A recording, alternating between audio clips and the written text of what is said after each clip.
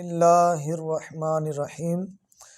سبحان الذی اسری بعبدہ لیلا من المسجد الحرام الی المسجد الاقصی الذی بارکنا حولہ لنریہ من آیاتنا انہ هو السمیع البصیر۔ اس آیت کے اندر اللہ رب العزت نے اپنے پاک محبوب کا ذکر فرمایا کہ اللہ رب العزت نے اپنے محبوب کو معراج کروائی، جس کو شب معراج کہا جاتا ہے۔ 27 رجب کو یہ معراج ہوئی۔ شب کا مطلب ہوتا ہے رات اور معراج کا مطلب ہوتا ہے بلندی، یعنی کہ یہ جو معراج ہوئی اس میں بلندیوں کا جو ہے وہ سفر تھا۔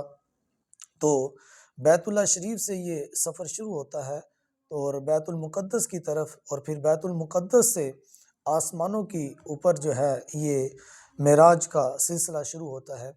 اللہ رب العزت نے اپنے محبوب کے لیے جو معراج کرائی، اس کے لیے اللہ رب العزت نے جبرائیل امین کو جب بھیجا اور فرمایا کہ میرے محبوب کے لیے براق سواری لے کر آؤ، تو جبرائیل امین جنت میں جب گئے تو 70,000 براق تھے۔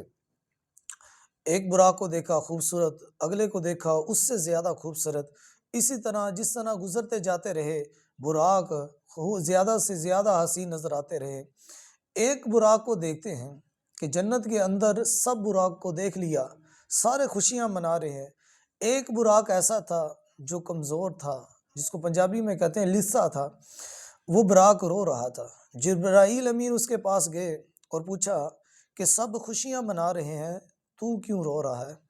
تو اس نے بڑا خوبصورت جواب دیا۔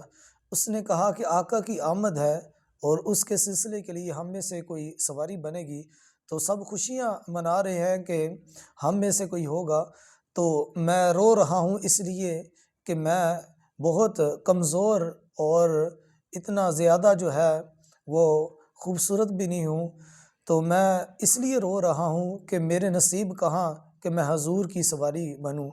تو اللہ رب العزت نے فرمایا کہ جبرائیل تو اسی براق کو لے کر جا۔ تو پتہ چلا کہ یار کی خوشی منانے کے لیے اور یار کو راضی کرنے کے لیے 2 طریقے ہیں، ایک وہ براق جنہوں نے خوشیاں منائیں اور ایک وہ براق جس نے رو کر یار کو منایا۔ اور فرق صرف اتنا تھا کہ یار کو منانے کے لیے کوئی خوش ہو کر مناتا ہے، کوئی رو کر منا لیتا ہے۔